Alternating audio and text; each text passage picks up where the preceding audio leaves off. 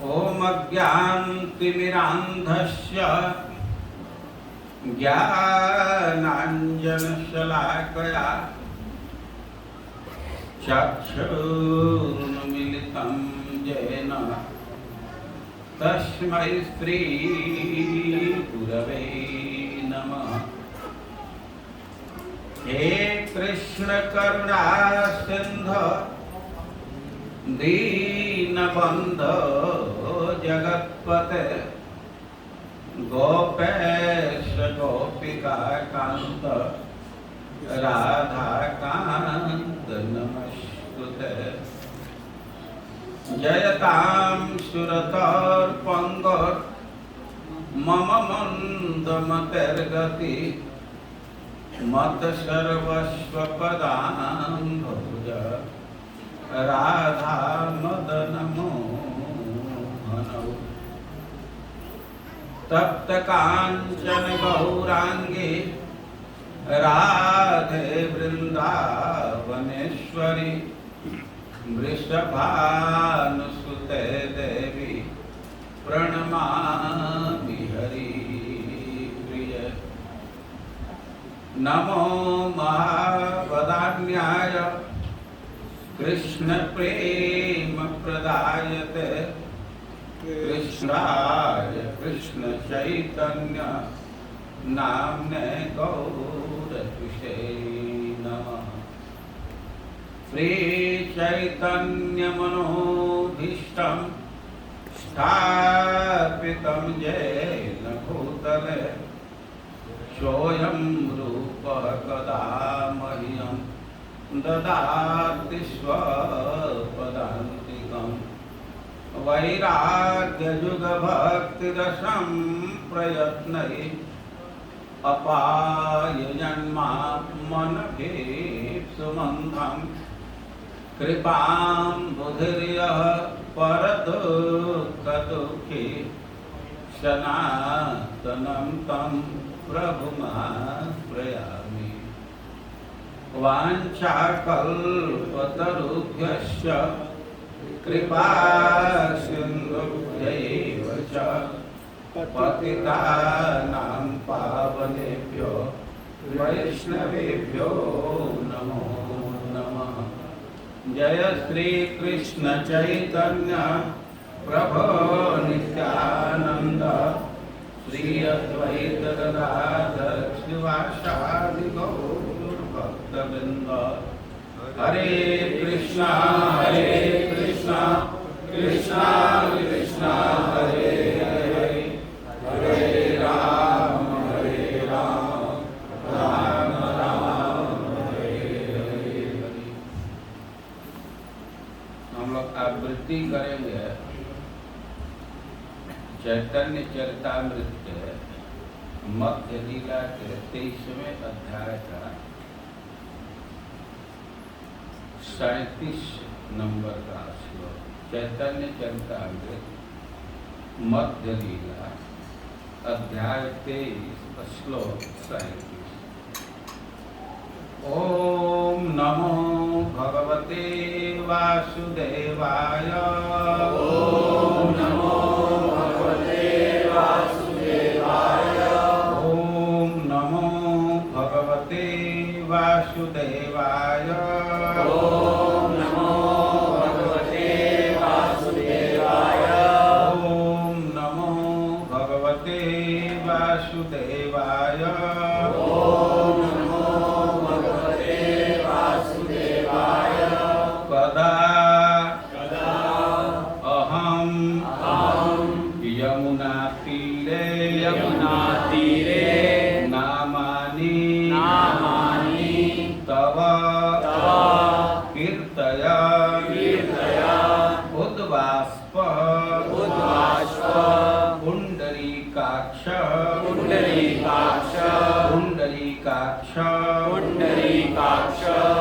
रचयिष्यामि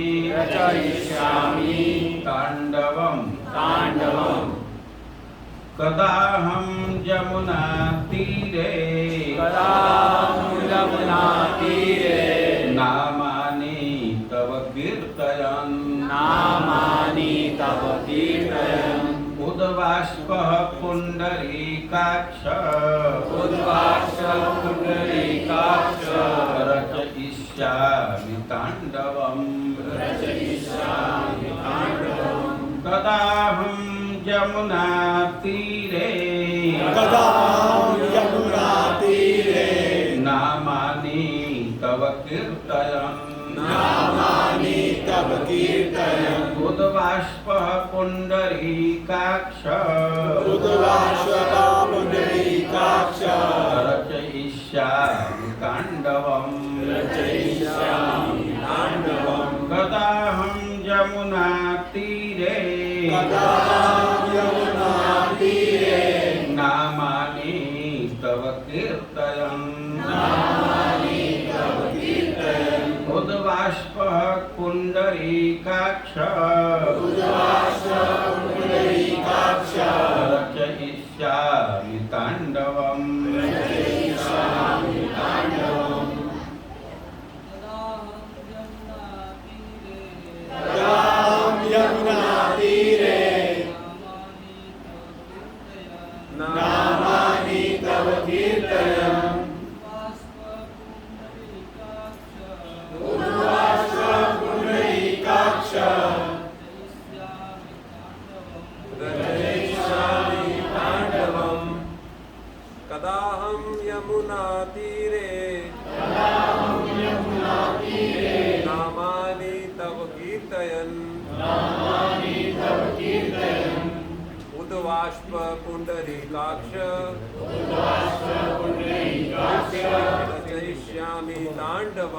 रचयिष्यामि ताण्डवम् माता जी कदाहं यमुनातीरे नामानि तव कीर्तयन् नामानि तव कीर्तयन् उद्वासः पुण्डरीकाक्ष उद्वासः पुण्डरीकाक्ष रचयिष्यामि ताण्डवम् रचयिष्यामि ताण्डवम् कदाहं यमुनातीरे नामानि तव कीर्तयन् उद्वासः पुण्डरीकाक्ष रचयिष्यामि ताण्डवम् कदा कदा कब अहम मैं यमुना तीरे यमुना तीरे यमुना के किनारे नामानी नामानि पवित्र नामों का पवित्र नामों का तब तव आपके आपके कीर्तन कीर्तन करके उद्वास्पः अश्रुयुक्त पुण्डरीकाक्ष पुण्डरीकाक्ष एक कमलनयन रचयिष्यामि रचयिष्यामि मैं रचना करूंगा तांडवम ताण्डवम् एक उन्मत्त व्यक्ति की तरह नाचकर एक उन्नत व्यक्ति की तरह नाचकर अनुवाद और तात्पर्य श्रील प्रभुपाद के द्वारा अनुवाद। हे पुंडरीकाक्ष भगवान, कब मैं अपनी आंखों में आंसू भरकर यमुना के तट पर आपके नाम का कीर्तन करते हुए भाव में नृत्य करूंगा। तात्पर्य, यह श्लोक भक्ति रसामृत सिंधु 1-2-156 में आया। जगत गुरु श्रील प्रभुपाद की जय।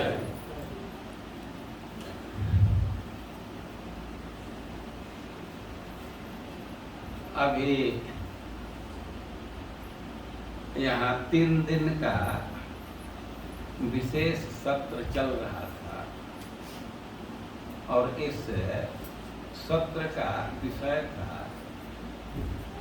भाव भक्ति के लक्षण। चैतन्य महाप्रभु भाव भक्ति का निरूपण कर रहे हैं। सनातन गोस्वामी इसको सुन रहे हैं, इसको ग्रहण कर रहे हैं।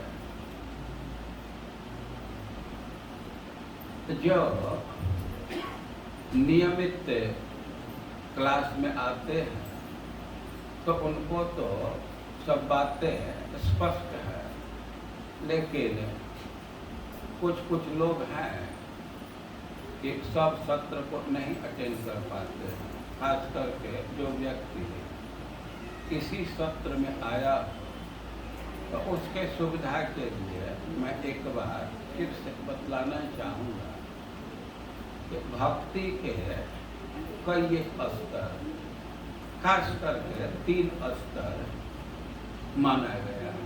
एक को कहते साधन भक्ति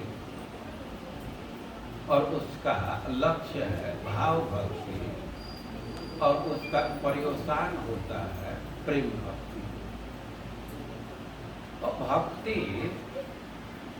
जिस स्तर का है वह उसके गुण प्रकाशित होते हैं, उसका लक्षण देखने को मिलता है। हम यहाँ भाव भक्ति के लक्षण को बतला रहे। कोई व्यक्ति भक्ति के भाव स्तर को प्राप्त कर लिया तो उसमें क्या क्या लक्षण दिखे, पहले बतलाया जा चुका है कि सामान्य लक्षण है कि उसके आंख से अश्रु आता है, रोमांच होता है। लेकिन मैं पहले इसको स्पष्ट कर चुका हूँ कि ऐसा लक्षण भौतिक भावना से भी आ जाता है। आप लोगों को बकरे का उदाहरण याद होगा।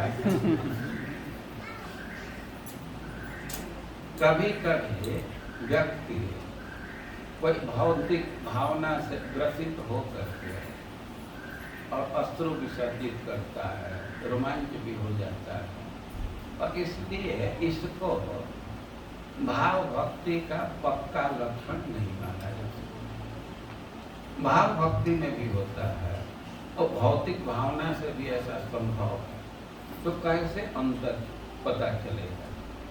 लेकिन अंतर करने वाले कारक हैं। 9 ऐसे लक्षण दिए गए हैं कि वह भाव भक्ति प्राप्त होने पर दिखता है। जो भौतिक भावना से ग्रसित है तो वो तो सदैव क्षोभित होता रहेगा, लेकिन भाव भक्ति का लक्षण श्लोक में भी सूचीबद्ध किया गया है।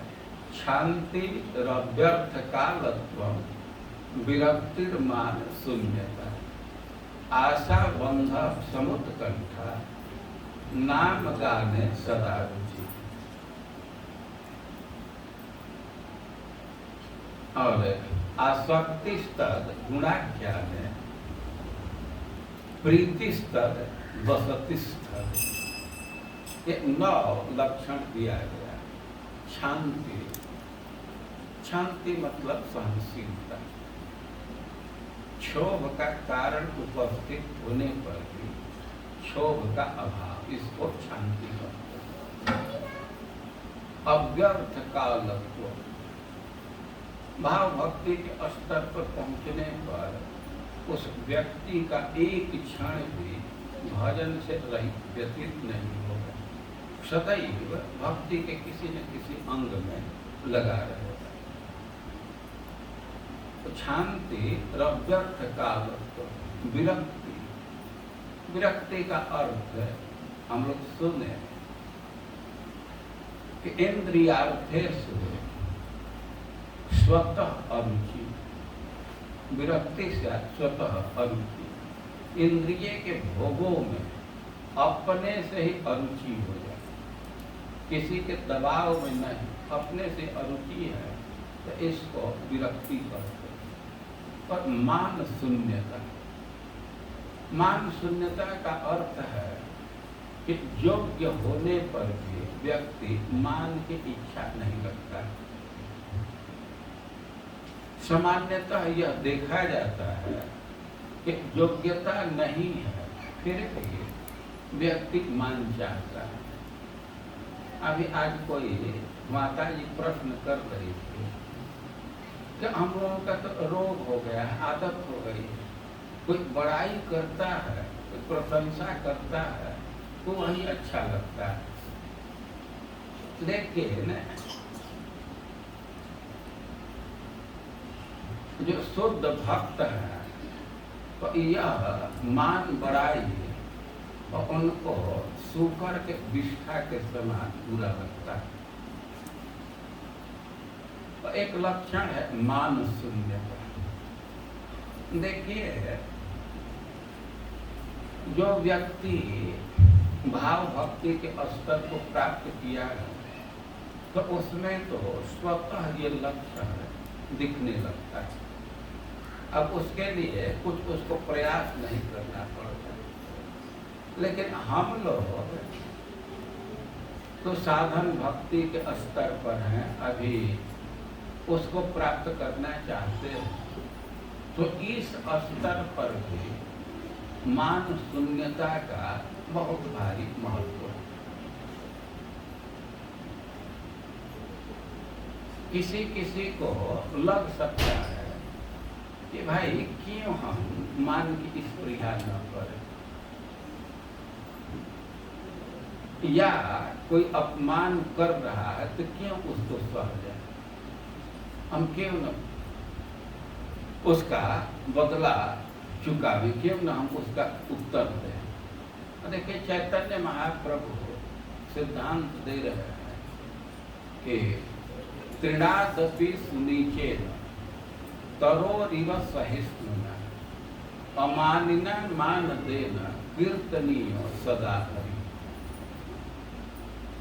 जिस व्यक्ति को सदा कीर्तन करना, एक रस भक्ति में रहना है, और उसको इन योग्यता को अर्जित करना पड़ेगा। क्या क्या योग्यता दे रहे हैं कि तृणादपि सुनीचेन, उसको तृण से भी विनम्र होना पड़ेगा, तृण से भी विनम्र। देखिए, इस संसार में, खेत में, खलिहान में जहाँ भी भूमि खाली है तो वहाँ तृण उग जाता है, तृण उग जाता है, और कोई व्यक्ति उसी पर पैर रख करके आगे बढ़ जाता है, लेकिन तृण उसका प्रतिकार नहीं करता। हाँ, इतना होता है कि व्यक्ति चला गया तो फिर खड़ा हो जाता है। लेकिन भक्ति करने वालों को चैतन्य महाप्रभु उपदेश दे रहे हैं कि तृण से भी विनम्र होना चाहिए और तरोरिव सहिष्णुना, वृक्ष के समान सहिष्णु। देखिए, वृक्ष के स्वभाव पर विचार कीजिए कि गर्मी का दिन है, घाम सह लेता है, जाड़ा का दिन है, शीत सह लेता है। एक साधक के लिए भी यही अपेक्षित है। भगवान गीता में स्पष्ट उपदेश दिए कि सर्दी गर्मी आता जाता रहेगा, और इससे प्रभावित नहीं होना, इसको सह लेना। इसको सहते हुए अपने स्वधर्म का पालन करना होता है। यदि इसको सहने की प्रवृत्ति नहीं है तो हम अपने धर्म का पालन नहीं कर पाए। ये सुख दुख बदलते रहते हैं।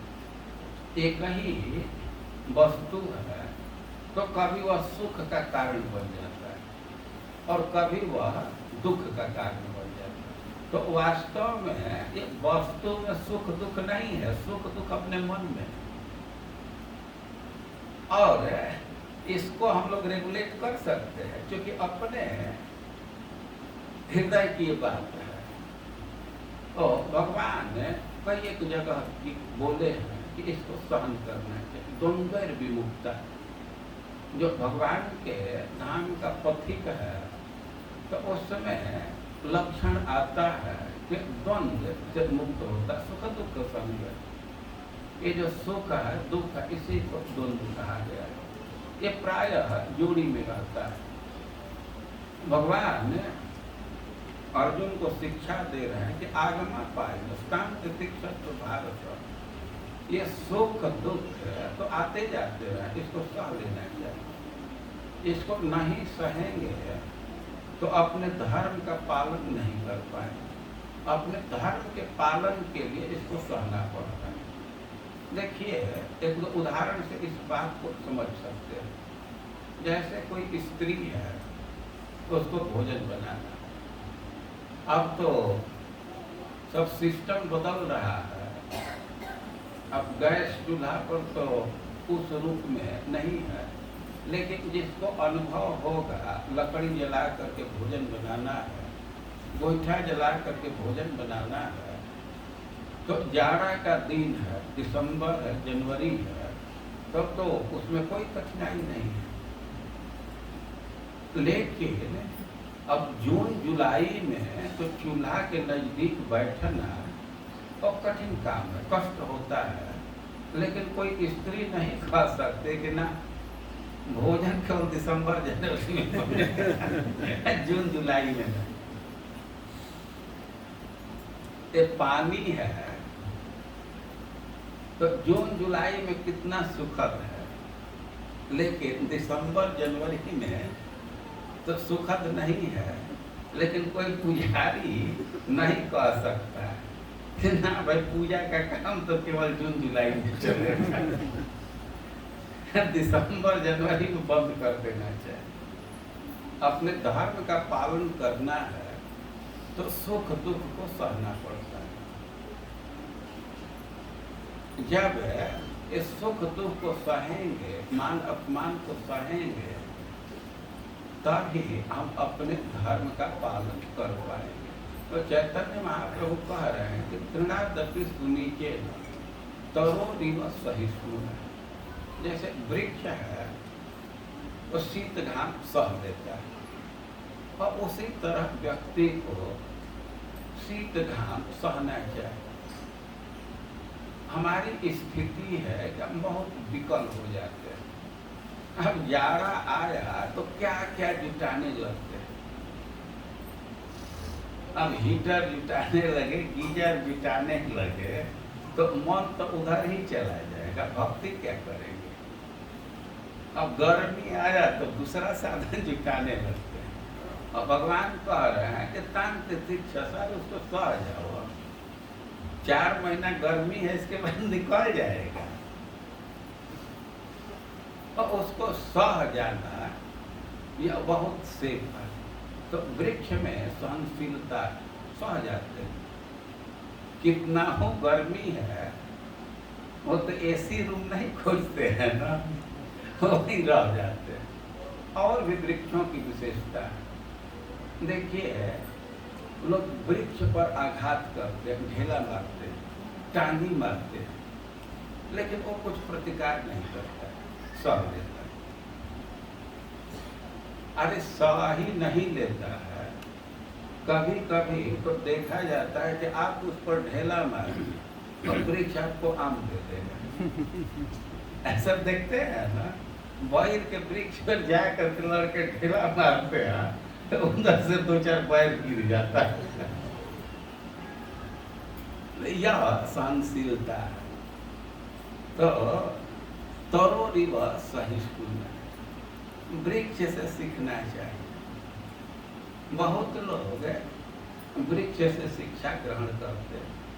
वृक्ष परोपकार के लिए, सहिष्णुता के लिए बड़ा प्रेरणा के स्रोत है। लोग एक बार की घटना सुनाते हैं कि पंजाब के एक राजा थे रणबीर बहादुर सिंह।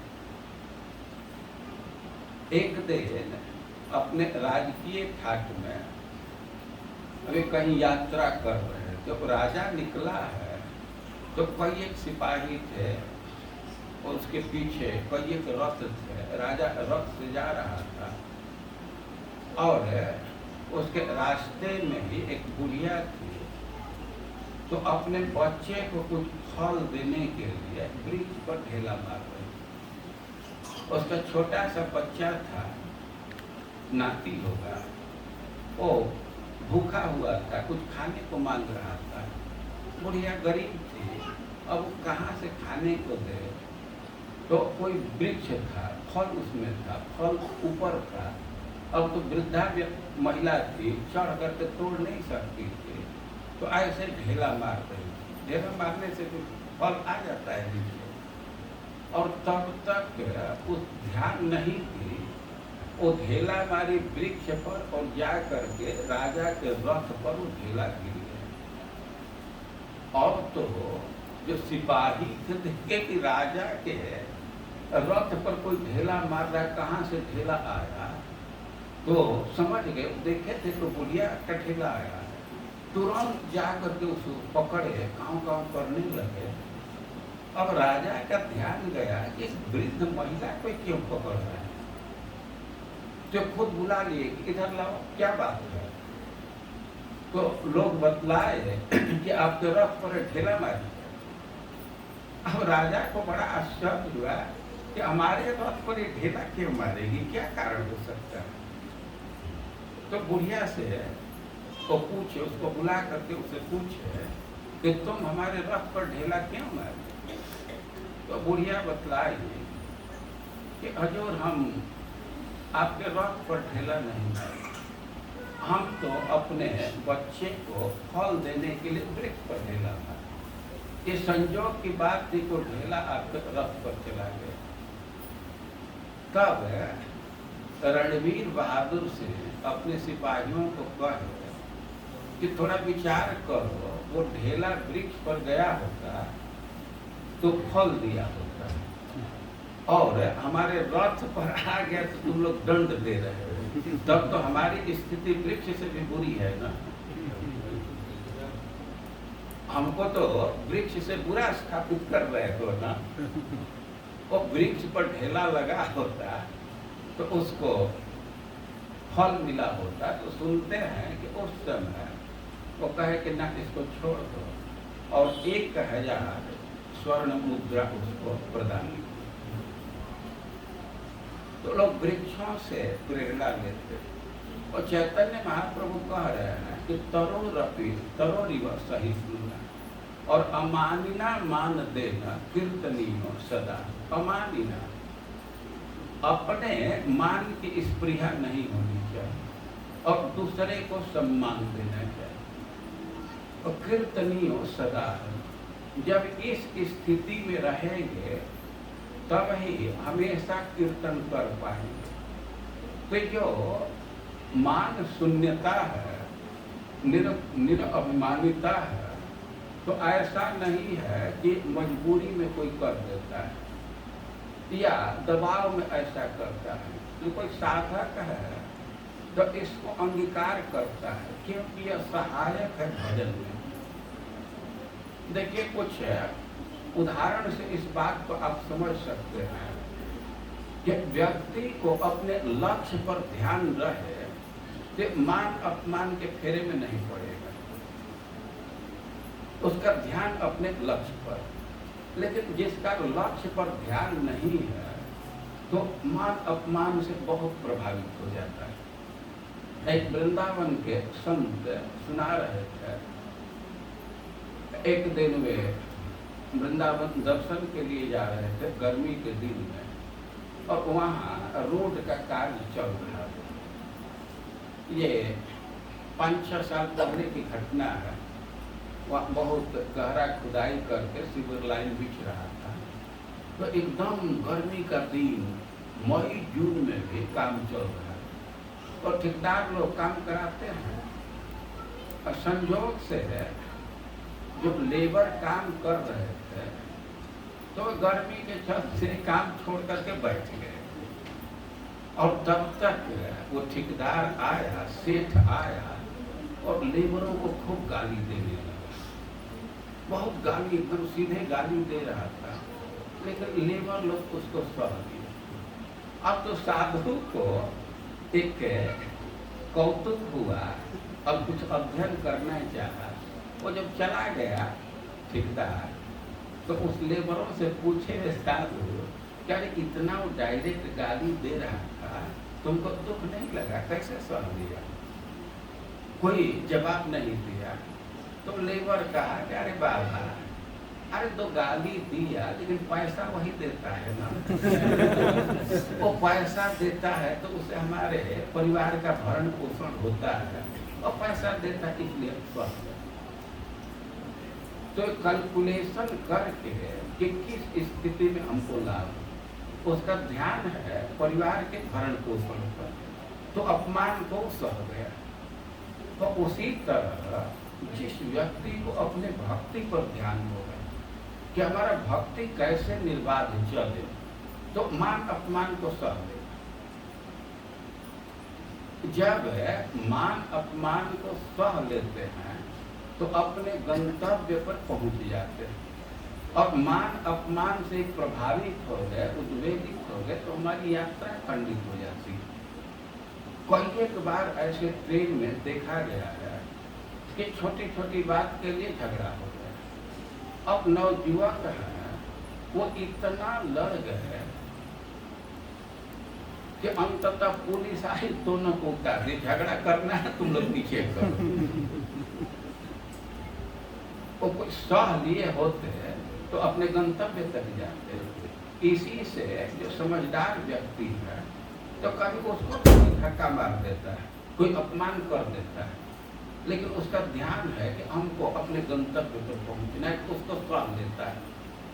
तो उसी प्रकार हम कैलकुलेशन करेंगे, अपने भक्ति पर ध्यान रखेंगे तो अपमान को सहने में कोई कठिनाई नहीं होगी, इसको आसानी से सह लेंगे। क्योंकि ये मान अपमान से ऊपर रहेंगे तभी एक रस भजन चल पाएगा, नहीं तो भजन में बाधा पड़ जाती है। और इसी से चैतन्य महाप्रभु कहें कि कीर्तनियों सदा है। तो मान अपमान से ऊपर रहेंगे तभी एक रस भक्ति चल पाएगा। और निरभिमानित मान शून्यता भाव भक्ति के स्तर पर आने पर ये स्वतः लक्षण दिखने लगता है। और मान लीजिए कि आप मान की स्पृहा नहीं करते हैं और उससे आपका तेज नहीं खत्म हो जाता है। ऐसा नहीं है कि मान की इच्छा रखेंगे तभी आपको लोग बड़ा मानेंगे। कभी कभी तो मान की न इच्छा रखने से अधिक सम्मान मिलता है और उसका प्रभाव भी बहुत अधिक होता है। चैतन्य महाप्रभु भक्ति के प्रचार के लिए आए, वे भक्ति का प्रचार कर रहे थे, सब जगह प्रचार किए, और भक्ति प्रचार करने का यह प्रभाव हुआ कि भक्ति की बाढ़ आ गई। जैसे नदी में बाढ़ आता है तो वैसे तो मानो भक्ति रूप नदी में बाढ़ आ गया। कृष्णदास कविराज गोस्वामी कह रहे हैं कि चैतन्य महाप्रभु को बहुत आनंद आ रहा है कि इस बाढ़ में स्त्री, पुरुष, वृद्ध, बच्चे सब डूब रहे हैं। तो बाढ़ में, भक्ति के बाढ़ में डूब रहे हैं, तो चैतन्य महाप्रभु बहुत आनंद अनुभव कर रहे हैं कि इतना बड़ा बाढ़ आया कि बीज है नाश, वो बीज ही नष्ट हो गया। चैतन्य महाप्रभु बहुत प्रसन्न है। लेकिन कह रहे हैं कि जब बाढ़ चला, बढ़ने लगा, तो कुछ लोग थे कि भाग गए। से बाढ़ आने पर कुछ लोग सामान लेकर के भाग जाते हैं दूसरे जगह कि बाढ़ से प्रभावित न हो। तो भक्ति नदी में बाढ़ आने पर कुछ तार की और पढ़ुआ नबी, कुछ नए नए स्टूडेंट और मायावादी, ये उसे इतना तेजी से भाग गए कि कितना हूँ बाढ़ आया, उस जल का स्पर्श ही नहीं हुआ। अब चैतन्य महाप्रभु विचार करने लगे कि अभी तो पूर्ण सफलता नहीं मिली, और सोचे कि इनको भी मैं छोड़ूंगा नहीं, इनको भी डुबाना। तो अब नया रणनीति के पाती भी किचू रंग, और कि ऐसे ये लोग नहीं सुनेंगे। कुछ लोग चैतन्य महाप्रभु की निंदा करते थे, उनसे तर्क करते थे, तो चैतन्य महाप्रभु संन्यास ग्रहण करते। अब संन्यास ग्रहण किए तो सन्यासी का स्थान तो सबसे ऊपर है, अब सब लोग आकर के नमस्कार करने लगे। जो निंदा करते थे, तर्क करते थे, तो वे भी आकर के झुक गए, उनका कल्याण हुआ। लेकिन चैतन्य महाप्रभु विचार कर रहे थे, सब जगह तो बाढ़ का पानी चला गया, लेकिन अभी काशी अछूता रह गया। बनारस के जो सन्यासी हैं, तो वे कीर्तन को नहीं स्वीकार किए। चैतन्य महाप्रभु वृंदावन की यात्रा के क्रम में जब बनारस गए, तो मायावादी सन्यासी आपस में चर्चा कर रहे थे कि कैसा सन्यासी आया है। ये तो एकदम विचित्र सन्यासी है कि नाचता है, गाता है, कभी वेदांत नहीं पढ़ता। ये कैसा सन्यासी है, एकदम भावुकों जैसा व्यवहार करता है। और उसी में कुछ लोग बात है, मूर्ख है, उसको ज्ञान नहीं है। और चैतन्य महाप्रभु अपने कान से भी ये सब बात सुन, बगल में बात कर रहे हैं तो आवाज तो सुनाई देती है, लेकिन वे चुपचाप रह गए, एकदम उसको उपेक्षा करके वृंदावन चले गए। अब वृंदावन से लौट करके आए तो वैसे ही सन्यासी लोग शिकायत करते थे, वैसे ही शिकायत कर रहे थे। और चैतन्य महाप्रभु उधर ध्यान नहीं दे रहे थे। लेकिन एक दिन चंद्रशेखर और तपन आए, चैतन्य महाप्रभु के चरणों में नमस्कार किए और उनसे कहने लगे कि हे प्रभु, अब असह्य हो रहा है, अब आपकी निंदा हमारे कानों में जाता है तो यही लगता है कि हमारा हृदय विदीर्ण हो जाएगा और ये सहन नहीं होता। यही इच्छा होती है कि हम लोग आत्महत्या करें। चैतन्य महाप्रभु से ऐसा कह रहे हैं तो चैतन्य महाप्रभु थोड़ा सा मुस्कुराए। देखिए, चैतन्य महाप्रभु अपनी निंदा अपने कानों से सुने, लेकिन उसको तो सहन कर लिए। लेकिन अब भक्त लोग दुखी हैं, उनकी इच्छा है कि कुछ किया जाए, तो अपने भक्तों की इच्छा को इग्नोर नहीं कर सकते, उनकी उपेक्षा नहीं कर सकते। चैतन्य महाप्रभु थोड़ा मुस्कुराए और उसी समय एक महाराष्ट्र का ब्राह्मण आया और चैतन्य महाप्रभु को नमस्कार करके निवेदन करने लगा। कोई कहने लगा कि देखिए, मैं जानता हूँ कि आप भंडारा में नहीं जाते हैं, सन्यासियों के निमंत्रण में नहीं जाते हैं, लेकिन फिर भी जानते हुए भी मैं आपसे प्रार्थना कर रहा हूँ कि हमारे घर पर आप आइए। हम सारे सन्यासियों को अपने घर पर बुलाए हैं, आप भी आ जाते तो हमारी इच्छा पूर्ण हो जाती। हमारे बहुत स्प्रिया है कि आप भी हमारे घर पर आइए। देखिए, चैतन्य महाप्रभु एकदम भंडारा में नहीं जाते थे, किसी का निमंत्रण नहीं देते थे, वे तो तपन मिश्र के यहाँ प्रसाद लेते थे। लेकिन ये भक्तों के संकल्प का इतना प्रभाव है कि चैतन्य महाप्रभु उसके हृदय में प्रेरित की है और जानते हुए कि महाप्रभु निमंत्रण नहीं स्वीकार कर रहा है, फिर भी अति आग्रह करने लगा। और चैतन्य महाप्रभु कह दिए कि ठीक, आऊंगा। अब तो बहुत प्रसन्न हुआ, सबके प्रसाद के लिए तैयारी किया और उस ब्राह्मण के घर पर सारे सन्यासी उपस्थित थे। चैतन्य महाप्रभु गए और जहाँ चरण धोने का स्थान था वहाँ चरण धोए और उसी स्थान के बगल में बैठ गए। जो दूसरे सन्यासी थे जो ऊंचे ऊंचे आसन पर बैठे थे और चैतन्य महाप्रभु गए तो एकदम जो चरण धोने का स्थान है वहीं बैठ गए। तो एकदम दैन्य में थे, बैठ गए वहीं। लेकिन उनके तेज को देखने पर जो सन्यासियों के लीडर थे प्रकाशानंद जी, वे खुद आसन से उठ करके आए और चैतन्य महाप्रभु का हाथ पकड़ गए और कहे कि आपके मन में क्या विषाद है, इस गंदे स्थान पर क्यों बैठे? आप संप्रदायिक सन्यासी हैं, तो उधर सन्यासियों का जो आसन है उधर बैठना चाहिए। चैतन्य महाप्रभु बड़े ही दैन्य में कहे कि आप लोग उत्तम संप्रदाय के सन्यासी हैं, हम अदम संप्रदाय के सन्यासी हैं, हम आप लोगों के साथ बैठने लायक नहीं। प्रकाशानंद कहने लगे कि अरे आप भी संप्रदायी सन्यासी हैं, और हाथ पकड़ करके वहाँ ले जाकर के बैठाए और उनसे प्रश्न करने लगे कि आपका तेज देखने पर तो यही लगता है कि आप साक्षात नारायण हैं। इतना आपके श्री विग्रह में अंग में तेज है, लेकिन हम लोगों को बहुत भारी आश्चर्य है कि आप वेदांत का पाठ क्यों नहीं करते, कि आप कीर्तन क्यों करते रहते। और चैतन्य महाप्रभु बड़े नम्रता से उत्तर दिए कि देखिए, हम तो दीक्षा लेने के लिए गए तो गुरु जी कहे कि तुम्हारा संन्यास में अधिकार नहीं।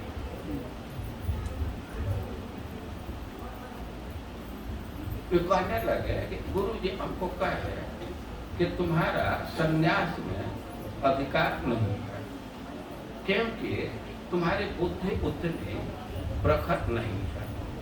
वे कहने लगे कि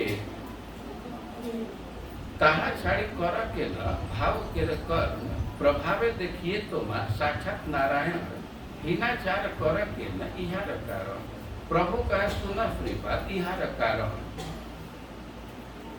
गुरु मोर मूर्ख देखे करी शासन। कि मैं दीक्षा देने के लिए गया तो गुरु जी देखे कि मूर्ख कैंडिडेट है, तो हम पर शासन किए। कभी कभी लोग प्रश्न करते हैं, चैतन्य महाप्रभु के गुरु तो उनको मूर्ख नहीं कहे थे, क्यों चैतन्य महाप्रभु ऐसा कह रहे? हमसे भी एक बार प्रश्न किया गया, और उस समय तो हम उत्तर नहीं दे पाए, लेकिन विचार करने पर स्पष्ट बात है कि जो सन्यासी हैं उनके भावना का अनुवाद कर रहे हैं। वे कह रहे थे कि मूर्ख सन्यासी है, ये नाच गान करता है, तो उन्हीं के शब्द को लेकर के यह बात कह रहे हैं। जो कह रहे हैं कि गुरु मोर मूर्ख देखी करीला शासन,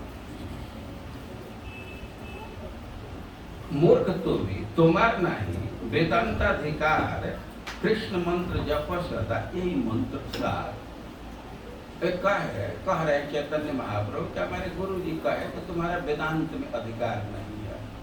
अरे सारे शास्त्रों का सार है कृष्ण मंत्र, हरे कृष्णा कृष्णा कृष्णा हरे हरे, हरे राम राम राम हरे हरे।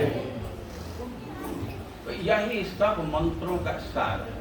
स्पष्ट शास्त्रों में लिखा गया है कि इति षोडशकम नामना कलेह कल्मष नाशम। ये जो 16 नाम का मंत्र है तो कलजों के सारे दोष को समाप्त करने वाले, और नान्यम परतरोपायम सर्व वेदेषु दृश्यते। और भगवान के धाम को प्राप्त करने के लिए, भगवान को प्राप्त करने के लिए इससे बढ़ करके कोई दूसरा उपाय नहीं। और चैतन्य महाप्रभु कह रहे हैं कि हमारे गुरु जी कहे कि यही सारे वेद का सार है, तो तुम इसी का जप करो। तो कह रहे हैं कि ऐसा कह करके और हमको एक श्लोक सिखाए, कहे कि इसको याद करो। हरे नाम कलौ नास्तेव गतिरन्यथा। तो श्लोक सिखाए। श्लोक का अर्थ है कि हरि का नाम ही केवल कलौ नास्तेव गतिरन्यथा। इसके अतिरिक्त कली में कोई दूसरा गति नहीं है, नहीं ही है। तो 3 बार कह रहे हैं दृढ़ सिद्धांत स्थापित करने के लिए। और चैतन्य महाप्रभु कह रहे हैं कि गुरु जी कह रहे हैं कि इसी श्लोक को तुम याद करो और महामंत्र का जप करो। और इसी श्लोक पर बार बार विचार करना। तो कह रहे हैं कि हम तो गुरु जी की आज्ञा पालन किए और हम कीर्तन करने लगे, हंसी कांदी नाची गाई, ऐसे मद मत तबे धैर्य करी मने करी ल विचार, कृष्ण में ज्ञानाक्षण होइल अमार। कह कि यही आज्ञा पाया नाम लय अनुक्षण।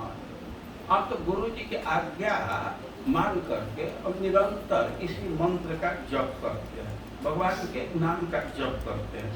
और नाम लेते लेते मोर भ्रांत है मोर।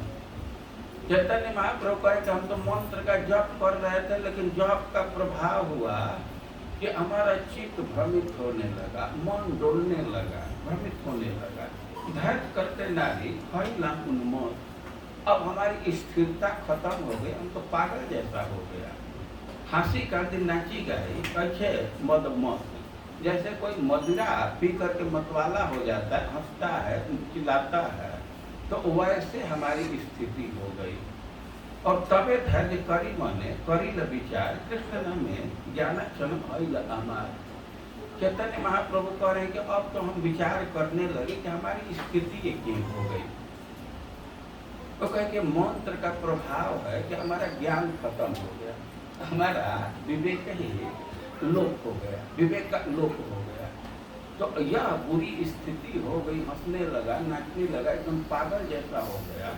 तो गुरु जी के पास गया, गुरु जी से कहा कि कीवा मंत्र दिला गोसाई, कीवा तार बह, जपते मंत्र कोई लपागो।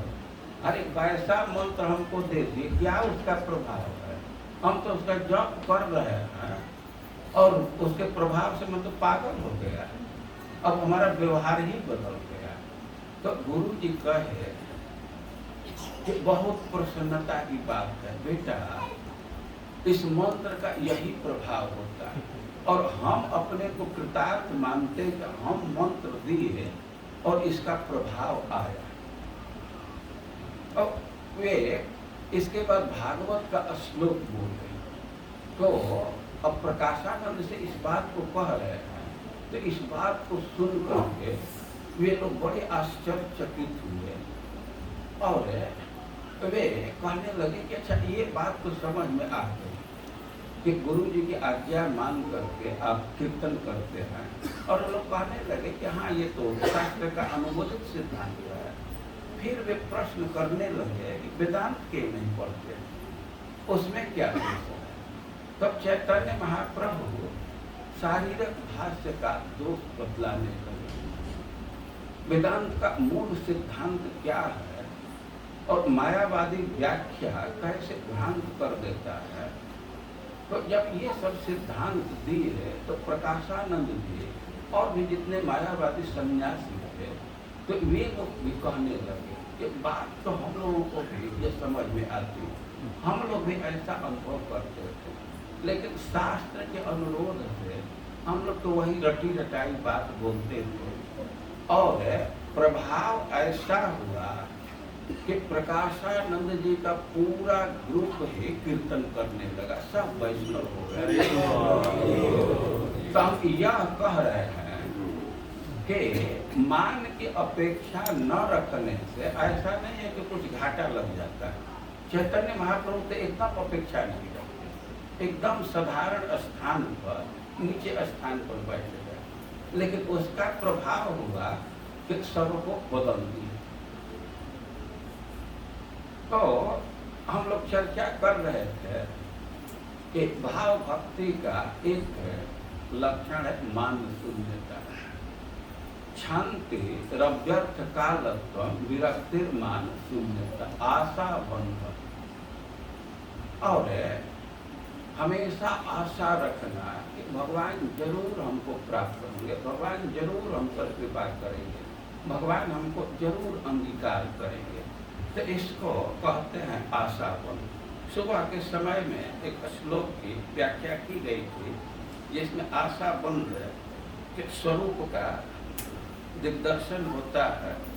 अब भाव भक्ति के एक लक्षण कह रहे हैं कि समुत्कंठा।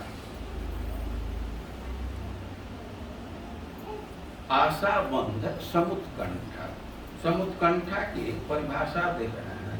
समुत्कंठा है सदा लालसा प्रधान। यह उत्कंठा शब्द पर थोड़ा विचार कीजिए। उत्कंठा का क्या अर्थ है? जब किसी चीज की प्रतीक्षा करते हैं, बेसब्री से प्रतीक्षा करते हैं, तो इसको उत्कंठा कहते हैं। उत्कंठा गर्दन उठा देना, यही उत्कंठा है ना। इसका प्रकट उदाहरण आप देख सकते हैं कि व्यक्ति रेल की प्रतीक्षा करता है, ट्रेन की प्रतीक्षा करता है और समय पता है, लेकिन जो अनाउंसमेंट हुआ तो अनाउंसमेंट होने से ऐसा नहीं कि उसी समय ट्रेन आ जाएगी। ट्रेन तो अपने समय पर ही आएगी, लेकिन अनाउंस होते ही आदमी अब देखने लगता है। वो प्लेटफार्म से झुक करके पटरी की तरफ देखने लगता है। इसको उत्कंठा कहते हैं। तो वैसे ही भगवत प्राप्ति की लालसा होनी चाहिए। जैसे ट्रेन आने के लिए आप लालसा रखते हैं, उत्कंठित रहते हैं, तो भाव भक्ति की प्राप्ति होने पर वैसे ही भगवत प्राप्ति के लिए व्यक्ति उत्कंठित रहता है। और एक लक्षण है कि नाम गाने सदा रुचि। तो नाम गाने सदा रुचि, लय कृष्ण नाम। व्यक्ति भाव भक्ति को स्तर प्राप्त करने पर सदैव भगवान के नाम का उच्चारण करता रहता है। एक श्लोक उद्धृत कर रहे हैं भक्ति रसामृत सिंधु से कि रोदन बिंदु मरंद संधि दृग इंदिवराध्य गोविंद तो मधुर स्वर कंठी गायत्री नामावली बाला। एक सखी रिपोर्ट कर रही है, कृष्ण से कह रही है कि बाला, ये जो लड़की है राधिका है, तो रोदन बिंदु मरंद संधि, वे हमेशा रो रही है। उसके आंखों से अश्रु टपक रहे हैं। जैसे पुष्प से पराग निकलता है, कमल से मकरंद निकलता है, तो मानव उसके आंख ही कमल है और उससे मकरंद रूप अश्रु बिंदु निकल रहा है। तो आंख से अश्रु बिंदु निकल रहा है और तो मधुर स्वर कंठी गायत्री नामावली बाला, और बड़े ही मधुर स्वर में ये आपके नाम को गाती रहती है। कि सदैव नाम बोलना ये भाव भक्ति का लक्षण है। देखिए हम लोग नियम रखे हैं, 16 माला जप करते हैं, 2 घंटा बैठ करके जप कर लिए तो हम संतुष्ट हो जाते हैं, बहुत अच्छी बात है। लेकिन बहुत सारे साधक हैं कि अखंड नाम बोलते रहते हैं, वे अभ्यास कर लिए हैं और उनका नाम कभी बंद नहीं होता है।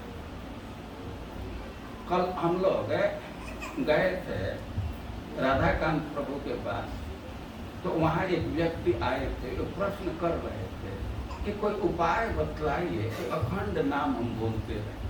तो उपाय यही है कि अभ्यास कर लेना चाहिए। जब अभ्यास कर लेते हैं तो स्वतः नाम निकलने लगता है। तो जो भाव भक्ति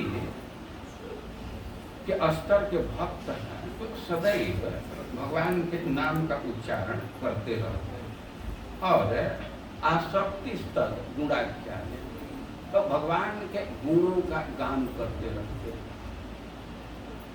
गुण बोलते रहते हैं। और एक लक्षण दे रहे हैं कि प्रीति स्तर बसती स्तर।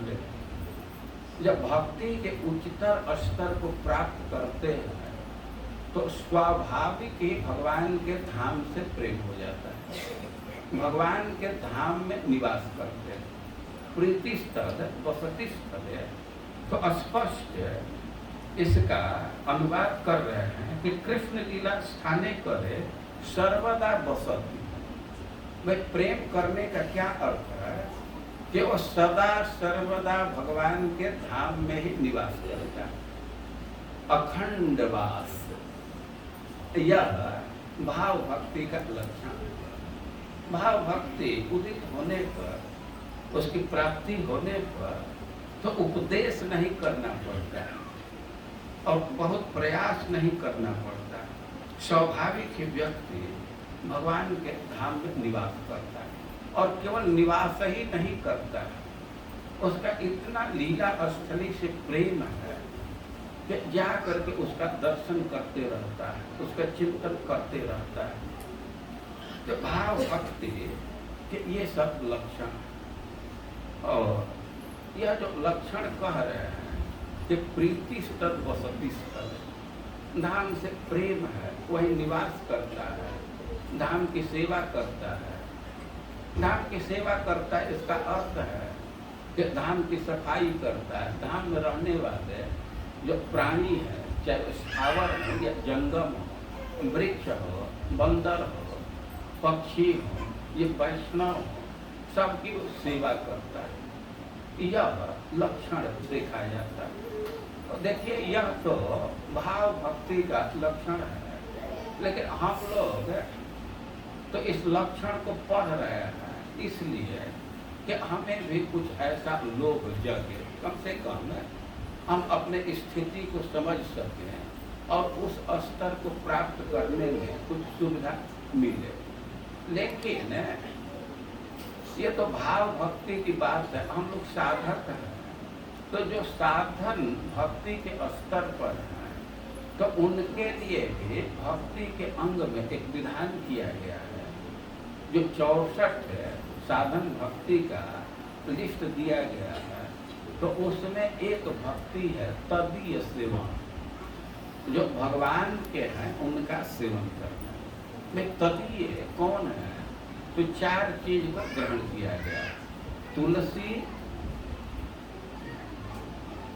भागवत, वैष्णव और भगवान के धाम।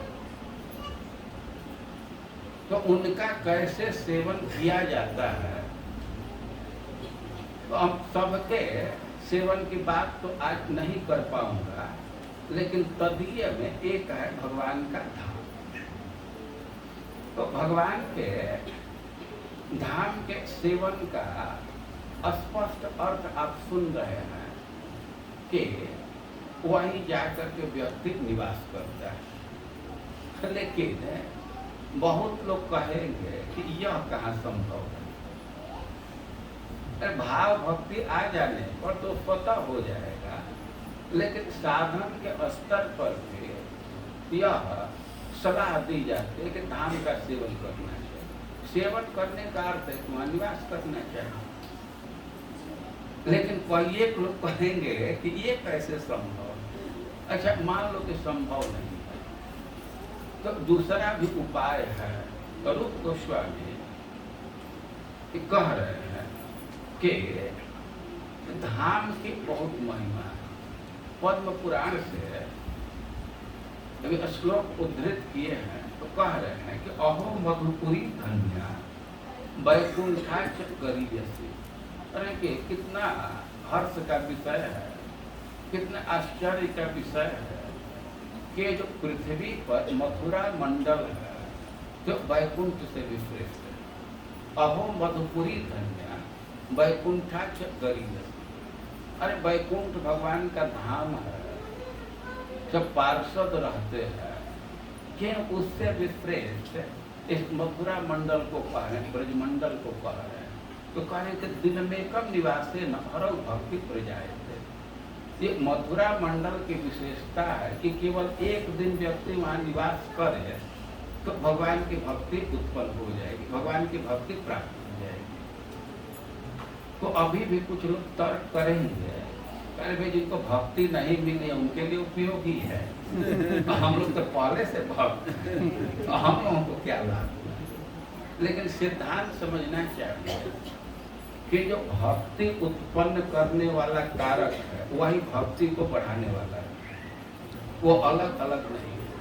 तो धाम के निवास का प्रभाव होगा कि जो अभी भक्ति प्रारंभ नहीं किए, भक्ति प्रारंभ कर देंगे और जो भक्ति पहले से कर रहे हैं तो उनके भक्ति में वृद्धि हो जाएगी। सिद्धांत स्पष्ट है। तो कह रहे हैं कि अहो मधुपुरी धन्या वैकुंठा छकरीयसी दिनमेकम निवासे न हरौ भक्ति प्रजायते। धाम की महिमा है। अभी भी कुछ लोग कहेंगे कि ठीक है, जिसको भक्ति ही करना है तो उसके लिए तुम योगी है, लेकिन भाई हमको तो अभी नौकरी चाहिए, अभी तो हमको पैसा चाहिए, अभी तो हम विवाह करना चाहते हैं, तो हमारे लिए तो उपयोगी नहीं होगा। कहें कि न सबके लिए उपयोगी है। तो पद्म पुराण से श्लोक उद्धृत किए हैं, त्रिवर्गदा कामिना, जिसके मन में कामना है, किसी प्रकार की कामना है, तो कह रहे हैं कि उसको त्रिवर्ग प्रदान करने वाला। त्रिवर्ग मतलब अर्थ धर्म काम।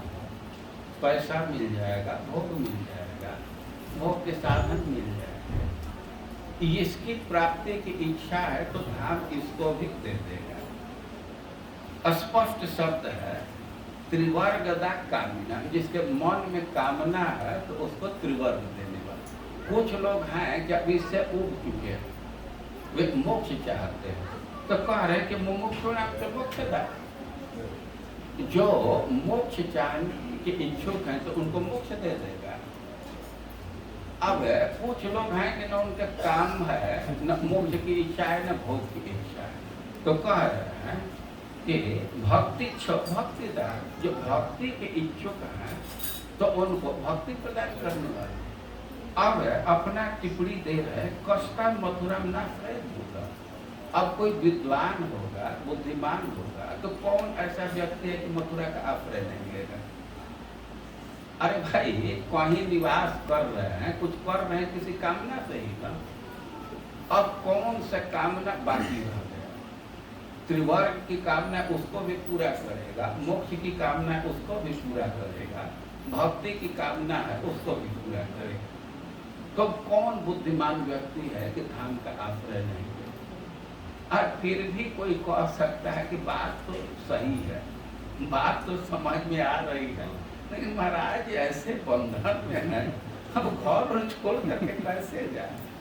और रूप गोस्वामी व्यवस्था दे रहे हैं कि धाम सेवन के और भी विधा है, और कह रहे हैं कि अभीष्ट तो निर्णाम, यदि इस विधा से भी धाम का सेवन कर रहे हैं, तदीय सेवन कर रहे हैं, तो हमारी अभीष्ट की पूर्ति हो जाएगी। क्या क्या विधा है? तो 9 विधा बतला रहे हैं। पहला श्रुता, धाम जा नहीं सकते, निवास नहीं कर सकते, जहाँ हैं वहीं से धाम के विषय में श्रवण कर रहे हैं, तो केवल धाम का श्रवण किए, धाम की महिमा को सुने, धाम का वर्णन सुने, तो इतना से ही अभीष्ट दो निर्णय, हमारा जो मनोरथ है वो पूर्ण हो जाए सुनने मात्र से। तो कह रहे कि श्रुता स्मृता, जो सुने उसका स्मरण कर रहे हैं। अरे सुनने के लिए तो कोई वक्ता चाहिए, अब वक्ता नहीं मिला, फिर भी निराशा की बात नहीं, उसी का स्मरण कीजिए। या वक्ता तो 24 घंटा नहीं बोल रहा है ना, कुछ देर तक श्रवण किए, इसके बाद स्मरण किए, तो केवल स्मरण करने से भी हमारे लक्ष्य की प्राप्ति हो जाएगी, हमारा मनोरथ सिद्ध हो जाएगा। और फिर कह रहे कीर्तिता, जो सुने हैं तो कोई मिल गया श्रोता, तो उसके समक्ष बोल रहे हैं, कीर्तन कर रहे हैं, तो इससे भी हमारा मनोरथ पूर्ण हो जाएगा। और कह रहे कि वांछिता, कई एक बार धाम यात्रा की बात होती है, तो यहाँ तो वैसा प्रॉब्लम नहीं है, लेकिन जो दूर के हैं, खास करके विदेश में हैं, तो उनके समक्ष भाड़ा की भी समस्या है कि पैसा लगता है, रहने में पैसा लगेगा, क्या क्या फॉर्मेलिटी है। और कह रहे हैं कि वांछिता, इच्छा करने में तो पैसा की जरूरत नहीं है ना, केवल इच्छा कोई व्यक्ति कर रहा है कि हम भी धाम में निवास करते, कब वह दिन आएगा कि हम भी भगवान के धाम में निवास करेंगे। तो निवास करने, इच्छा करने मात्र से हमारा अभीष्ट पूर्ण हो जाता है, हमारा मनोरथ पूर्ण हो जाता है। और प्रेक्षिता, अरे कि प्रकट दर्शन का अवसर नहीं मिला, प्लेन से जा रहे हैं और केवल दूर से ही देख लिए कि यही मथुरा है, यही वृंदावन है, तो दूर से देखने से भी मनोरथ पूर्ण हो जाए। प्रक्षिता का अर्थ आचार्य किया दूर दर्शन, दूर से दर्शन करना आचार्यों का शब्द है। हम तो कहते हैं कि दूरदर्शन, तो इसमें नेट से भी हो रहा है, तो नेट से भी दर्शन करें तो यह भी मंगलकारी, इससे भी मनोरथ पूर्ण हो जाए। और गता, वहाँ पहुँच गए, जैसे भी हो वहाँ पहुँच गए, तो पहुँचने मात्र से मनोरथ सिद्ध हो जाए। और कह रहे कि स्पृष्टा, वहाँ जाना एक बात है और जा करके धाम को ललाट से स्पर्श करना। अरे गए तो हो सकता है कि जूता से स्पर्श कर रहे हैं, कितने लोग जूता नहीं खोलते हैं, हाँ चलो ठीक है वहाँ गए ना, लेकिन एक है कि वहाँ जा करके धाम को प्रणाम करते, स्पर्श करते। स्पर्श मतलब पैर से नहीं, वो तो जाने पर हो ही गया, ललाट से स्पर्श, तो इससे मनोरथ सिद्ध हो जाए। और एक विधा फ्रीता, वही कोई कुटिया प्राप्त कर लिए, कहीं आश्रय प्राप्त कर लिए, वहीं निवास कर लिए। और एक बात कह रहे हैं कि सेविका, वह धाम में रह रहे हैं और धाम की सेवा कर रहे हैं। धाम की सेवा करने का मतलब है कि धाम का सफाई कर रहे हैं, या कम से कम इतना तो जरूर ध्यान रखना चाहिए कि साफ न भी कर रहे हैं तो गंदा न करें, इतना तो सेंस रखना चाहिए। अच्छी बात तो यह है कि जा करके कुछ सफाई करें जितना संभव हो, और नहीं तो कम से कम इतना जरूर ध्यान रखना चाहिए कि गंदा न करें। तो रहना एक बात अलग आइटम है और सेवन करना अलग बात है। कुछ लोग प्रश्न करते हैं कि दोनों में क्या अंतर है। दोनों में अंतर है कि कुछ लोग नियम ले करके निवास करते हैं, कुछ खास नियम रखे हैं, धाम के स्तोत्र का पाठ करेंगे या यमुना जी जाएंगे और नियम रखते हैं। और खास करके सेवन का अर्थ है कि धाम का सेवा करना। तो सेवा का क्या स्वरूप है? मुख्य स्वरूप है कि धाम की सफाई करना और जो धाम में निवास कर रहे हैं उनकी सेवा करना, चाहे वो स्थावर हो या जंगम, वहाँ के दोनों प्राणी सेव्य। वृक्ष इत्यादि स्थावर है, लेकिन वे भी प्राणी हैं और उनका बहुत महत्व है। वास्तव में अब वृक्षों पर विचार करें तो भगवान तो उनके विषय में कह रहे हैं कि तमोपहत्ते तर्जन में यत् कृतम्। वे कोई साधारण व्यक्ति नहीं है, तमोपहत्ते लोगों का माया बंधन दूर करने के लिए बड़े बड़े संतों को भगवान वृक्ष के रूप में वहां स्थापित किए। तो स्थावर प्राणी है, कुछ जंगम प्राणी, बंदर है, मोर है, दूसरे भी पक्षी है, कुत्ते हैं, गाय है और मनुष्य है, ये सब स्थावर प्राणी। तो जहाँ तक बन सके जंगम और स्थावर प्राणी को संतोष देना चाहिए, उनको संतुष्ट करना चाहिए। तो यह सेवन का विधि है। तो इसमें से किसी तरह से धाम का सेवन कर रहे हैं, चाहे श्रवण कर रहे हैं, स्मरण कर रहे हैं, कीर्तन कर रहे हैं, इच्छा कर रहे हैं, दूर से दर्शन कर रहे हैं, वहाँ पहुँच गए या धाम को प्रणाम कर रहे हैं या वहीं निवास कर रहे हैं या धाम की सेवा कर रहे हैं, 9 प्रकार में से किसी अंग का अभ्यास कर रहे हैं, किसी का संपादन कर रहे हैं, आचरण कर रहे हैं, तो उससे मनोरथ की पूर्ति हो जाती, अभिष्ट की प्राप्ति हो जाती है। लेकिन एक चीज ध्यान रखना है कि एक क्रम है, सुनने के अपेक्षा श्रेष्ठ है स्मरण करना, और स्मरण करने में भी से भी श्रेष्ठ है धाम का कीर्तन करना, और कीर्तन से भी श्रेष्ठ है धाम में पहुंच जाने की इच्छा करना। और इच्छा करने से भी श्रेष्ठ है भले ही दूर से सही दर्शन कर ले, और उससे भी श्रेष्ठ है एकदम वहां पहुंच जाना, और उससे भी श्रेष्ठ है धाम को जाकर के प्रणाम करना, ललाट से स्पर्श करना, और उससे भी श्रेष्ठ है वहां निवास करना, और सबसे श्रेष्ठ है नियम पूर्वक निवास करना।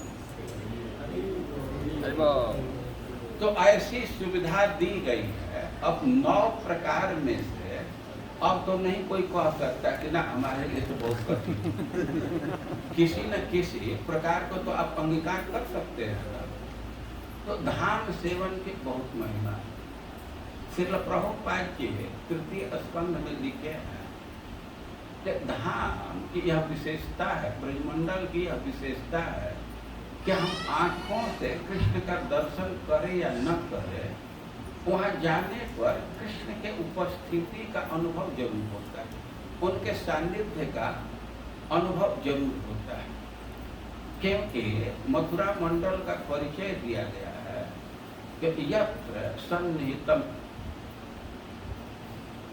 कैसे गच्छ मधुबनम यत्र सानिध्यम नित्यदा हरे, जहाँ नित्य हरि का सानिध्य प्राप्त। तो श्रील प्रभुपाद ये लिखते हैं कि व्यक्ति उनके सानिध्य का, उनके एसोसिएशन का, उनके प्रेजेंस का अनुभव जरूर करता है। आँख से देखे या ना देखे, किसी न किसी रूप में प्रेजेंस का अनुभव होता है। और वे लिखते हैं कि पहले के लोग भी धाम की यात्रा करते थे, और आज भी बहुत लोग जा करके धाम की यात्रा कर रहे हैं। और वृंदावन में, ब्रजमंडल में सिंपली वंडरिंग, केवल टहल रहे हैं, चल रहे हैं, और यही आपको योग्य बना देता है नित्य धाम में पहुंचने के लिए। वृंदावन में भ्रमण करने का अर्थ है, दर्शन करने का अर्थ है कि भगवान के धाम में पहुंचने के लिए आप योग्यता को अर्जित कर रहे हैं। यह एक बहुत बड़ा साधन है। खास करके दिल्ली के लोग हैं तो इनके लिए बहुत सरल है, ये बहुत आसानी से धाम में पहुंच जाते हैं। और दूसरे जगह से भी सरल है। दिल्ली और बॉम्बे से धाम में आना लगभग बराबर ही पड़ता है। यदि कन्फर्म टिकट मिल गया तो रात को सोए, सुबह पहुंच जाते। अब दिल्ली वाले इतना भी करते हैं, ये तो घाटा ही है कि सुबह जाते हैं, शाम को लौट जाते हैं। थोड़ा दूर होता तो एक दिन शायद रुकते वहां। जो हम ये सब बात कहने लगे कि जो भाव भक्ति के स्तर को प्राप्त करते हैं तो स्वाभाविक ही वे धाम से प्रेम करते हैं, भगवान की लीला स्थली से प्रेम करते हैं। और धाम की बहुत महिमा है। अब कुछ लोग के मन में बहुत भय है कि धाम की महिमा है, लेकिन हम जाएंगे तो अपराध हो जाएगा। ये बात सही है, लेकिन अब अपराध के भय से धाम में न जाना यह उचित बात नहीं है, ये एकदम गलत है। देखिए, ये बिजली का आप लोग उपयोग कर रहे हैं, बिजली कम खतरनाक नहीं है। अभी जिसे ठंडा प्राप्त कर रहे हैं जान जा सकता है, तो बिजली में खतरा है ना। तो इस खतरा के चलते क्या बिजली का उपयोग ही छोड़ दिया है? कोई बिजली का उपयोग कर रहा है ना, खतरे से बचने के लिए नियम का पालन कर रहा है। उसी तरह धाम के अपराध से बचने का प्रयास करना चाहिए।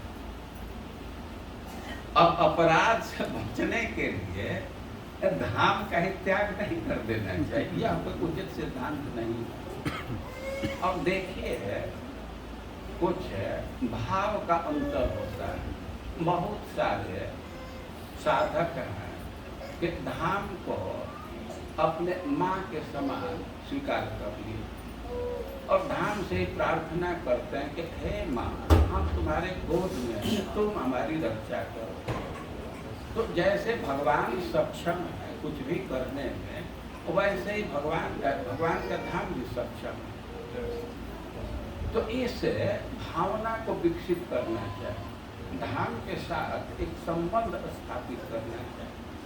खास करके वृंदावन महिमामृत में कुछ श्लोक है, प्रबोधानंद सरस्वती स्पष्ट धाम को कह रहे हैं कि हे माँ, हम तो छोटे बालक के समान हैं। जैसे छोटा बालक है तो सीधे विषय चीज को भी मुख में डालता है, तो वैसे ही हम तो ये विषय रूपी विष को ही स्वीकार कर रहे हैं। लेकिन तुम हमारी रक्षा करो, तुम हमारी रक्षा करो। तो जब धाम पर ही भार डाल देते हैं तो धाम सक्रिय हो जाता है, हमारी रक्षा करने लगता है। तो आशय यह है कि अपने भाव को ठीक रखना चाहिए और अपराध से बचने का प्रयास करना चाहिए। किसी भी ब्रज में रहने वाले प्राणी को दुख नहीं देना चाहिए। यदि किसी ब्रजवासी को दुख देते हैं तो राधा रानी वहाँ जाने ही नहीं देंगे। जैसे दूसरे जगह अपने प्लान से चले जाते हैं, वैसे ही ब्रजमंडल में भी अपने ही प्लान से नहीं जा सकते। अपनी इच्छा भी चाहिए, राधा रानी की कृपा भी चाहिए। तो जो ब्रजवासियों को कष्ट देता है तो राधा रानी उसको पसंद नहीं करती। सावधानी जरूर रखना चाहिए, लेकिन अवश्य धाम की यात्रा करनी चाहिए। धाम की यात्रा का अर्थ है कि भगवान के सेवा में प्रवेश करने की अपनी योग्यता को अर्जित करना, ऐसा श्रील प्रभुपाद जी विचार दिए। और इस प्रकार चैतन्य महाप्रभु बहुत बातें सनातन गोस्वामी को सिखाए हैं। लेकिन हम लोग अब 3 दिन के समय में एक प्रयास किए कि साधन भक्ति का क्या लक्षण है, कुछ इसको समझा जाए। हम अपने स्तर से इस विषय पर कुछ बोलने का प्रयास किया। तो बोलने में जो भी त्रुटि होगी तो उसको आप लोग सुधार करके ग्रहण कीजिएगा। और आप लोगों के साथ बैठ करके बोलने में अच्छा लगता है। कई एक साल से अवसर ये मिल रहा है। इस बार भी यहाँ के भक्तों ने ये अवसर दिया, हम अपने जिह्वा का उपयोग भगवान की सेवा में किए और हमें बहुत अच्छा लग रहा है कि इस बार समय का बहुत ध्यान रखा गया। अब जो सिस्टम है समय पर प्रारंभ करना, समय पर समाप्त कर देना, वास्तव में ऐसा ही होना चाहिए। जब ये स्थापित हो जाता है तो लोग आने लगते हैं और नहीं श्रोताओं के प्रतीक्षा करने लगे, तब तो धीरे धीरे अभ्यस्त हो जाता है कि हाँ थोड़ी देर के बाद चालू होगा। तो एक चैतन्य महाप्रभु के विषय में चैतन्य चरितामृत से कुछ स्मरण करने का संयोग मिला। भगवान जगन्नाथ अपने चरणों में बैठ करके कुछ बोलने का अवसर प्रदान किए और यहाँ के भक्तों को इसका निमित्त बनाए। तो हम इन भक्तों के प्रति बहुत आभारी हैं। और जो कि कुछ बोलने में त्रुटि हुई होगी तो आप उसको सुधार करके ग्रहण कीजिएगा, हूबहू ग्रहण करने की आवश्यकता नहीं। हरे कृष्ण।